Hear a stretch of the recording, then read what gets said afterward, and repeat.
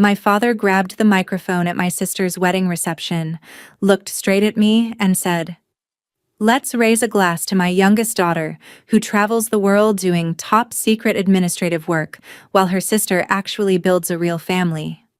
The room erupted into polite, pitying laughter. For years, my family treated my career like a running joke, assuming I was just a glorified secretary in the Navy. They had no idea what I actually did, or the rank I had earned. But the laughter died instantly when the heavy doors of the ballroom swung open. 200 elite Navy SEALs in full-dress uniforms marched into the room, their boots clicking in perfect unison on the marble floor. When they lined up, snapped to attention, and gave me a crisp, solemn salute, my father's face turned completely white. Follow my story until the end to see how the joke flipped. My name is Maya Vance. I am 28 years old, and to my family, I've spent the last 6 years being completely invisible. Growing up, the spotlight in our house always belonged to my older sister, Chloe. Our father, a high-ranking corporate executive who measured human worth strictly by bank accounts and social status, made it clear that Chloe was his pride and joy. When Chloe married a wealthy local businessman, my father practically threw a national holiday. Then, there was me. 6 years ago, I joined the Navy.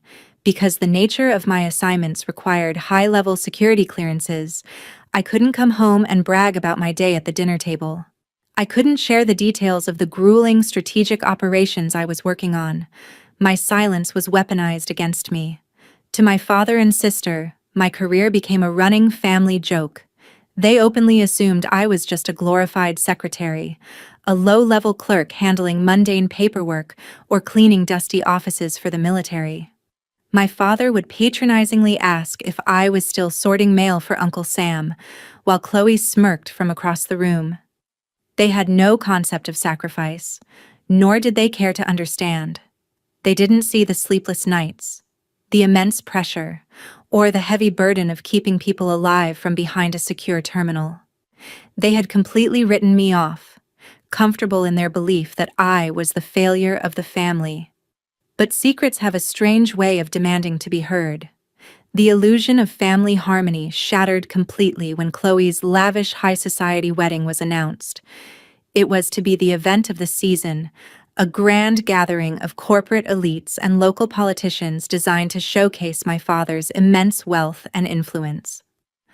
I wasn't surprised when my invitation arrived late, but the phone call from my father that followed was a knife to the heart. He didn't ask how I was doing or if I could even get leave to attend. Instead, his voice was cold, carrying a harsh ultimatum. "You can come, Maya," he said, cutting straight to the point, "but I need you to leave that cheap military attitude at the door. Our guests are distinguished people. I won't have you embarrassing this family by bragging about your government desk job or complaining about your meager salary." He made it clear that I was expected to sit quietly, fade into the background, and pretend to be someone else's assistant if asked. I hung up the phone, my hands shaking with a mix of anger and deep hurt. For a long moment, I contemplated staying at the base and skipping the ceremony entirely. Why subject myself to their cruelty? But then, a quiet determination took over. I wasn't going to let them hide me away like a shameful secret. I agreed to attend, keeping my mouth shut about a massive, life-altering career milestone I had just achieved. They wanted a show, and they were going to get one. The Grand Plaza Hotel was a spectacle of excessive wealth, dripping in crystal chandeliers and towering floral arrangements that cost more than my annual military salary. To keep the peace and honor my promise, I arrived wearing a simple, conservative navy blue civilian dress. I didn't want to cause a scene. Following my father's strict instructions, I slipped into the grand ballroom quietly and took a seat in the absolute back row, well away from the flashing cameras of the society photographers. I watched from afar as Chloe glided down the aisle, a radiant vision in silk, while my father beamed beside her, practically radiating pride. But the real test came during the cocktail hour. I tried to blend into the shadows, sipping water near a decorative pillar, but my father spotted me. He marched over, flanked by his new son-in-law's parents, prominent tech investors from Silicon Valley. Instead of a warm greeting, my father offered a dismissive wave of his hand. "And this is Maya," he said to them, his tone dripping with patronizing pity. "She's just visiting from her government desk job. We try not to talk too much about the budget cuts." The investors gave me condescending, sympathetic looks. One woman asked, "Oh dear, do you plan to transition into a real corporate career soon, or are you content just drifting?" I felt the heat rise in my cheeks, but I forced a polite smile and stayed quiet. They had no idea that the desk job they mocked involved coordinating high-stakes asset movements across 3 oceans. I stood there, a ghost in my own family's celebration, holding on to a truth they weren't ready to face.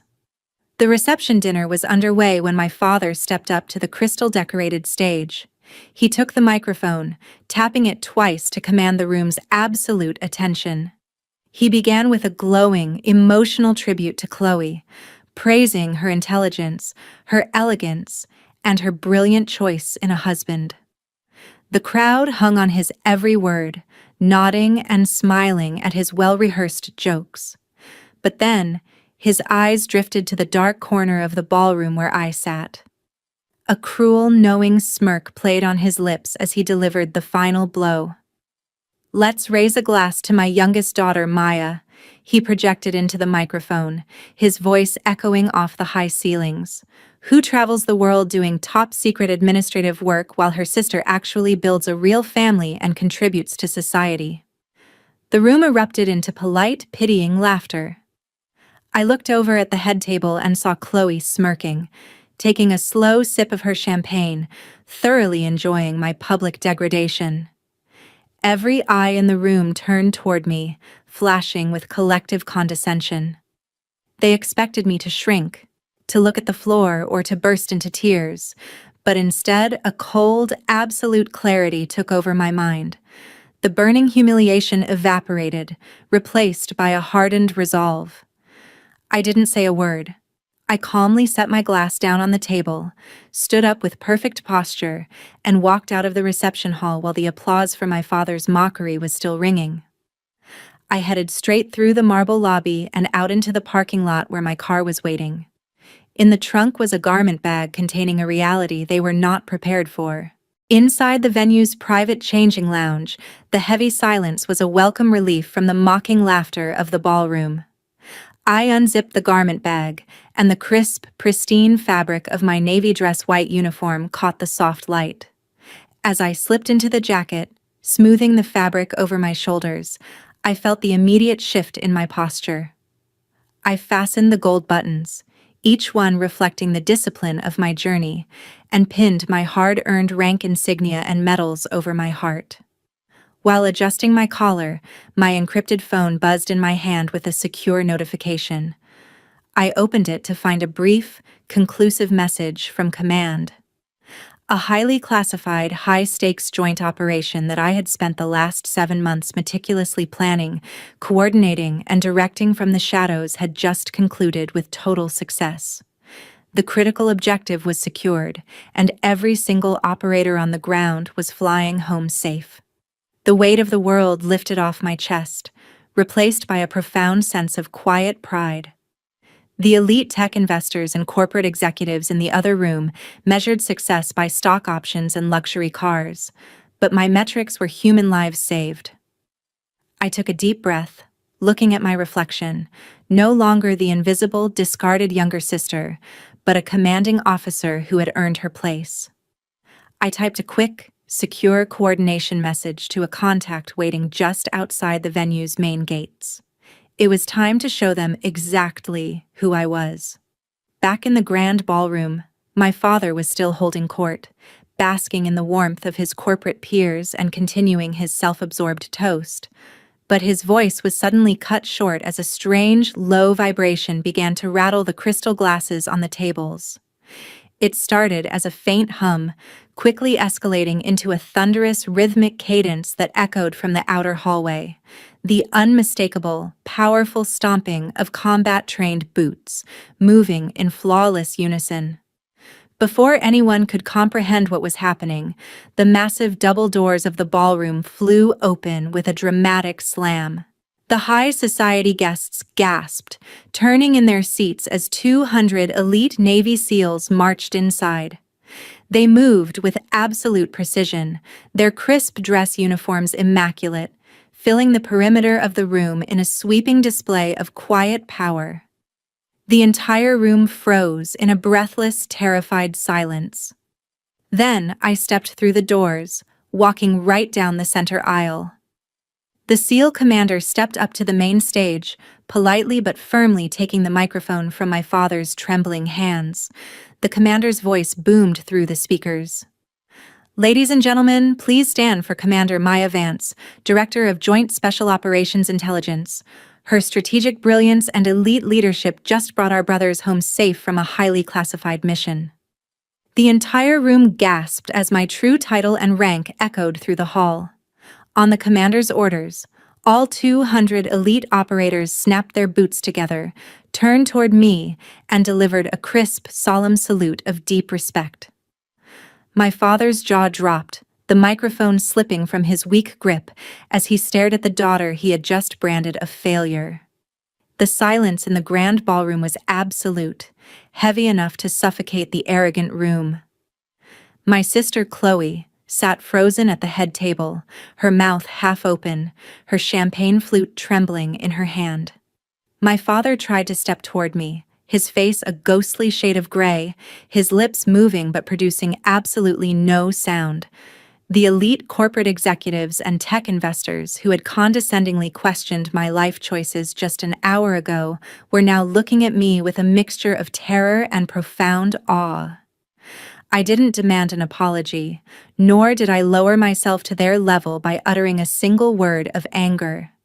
I simply accepted the honor gracefully, gave a short, crisp nod of mutual respect to my men, and looked my father dead in the eye one final time. In that silent glance, he knew he had lost me forever. I turned on my heel and walked out of the venue, flanked by my fleet, leaving the wreckage of his pride behind. Today, my family keeps desperately trying to contact me, sending endless apologetic messages, but I have completely cut them off. They never deserved my story. What about you? What would you do if your family minimized your hard work?